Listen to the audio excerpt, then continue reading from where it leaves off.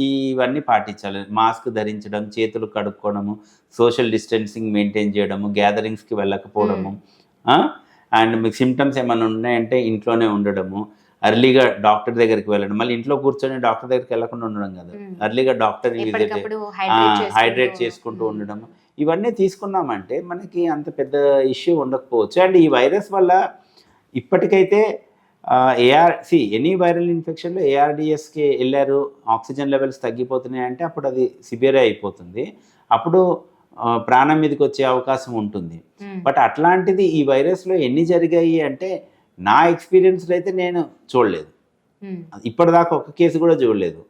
Human metapneumo virus వల్ల ఏఆర్‌డీఎస్ వచ్చి చనిపోయే పరిస్థితి వచ్చిందయితే, కానీ ఆ ఇన్ఫెక్షన్స్ అయితే చూశాను.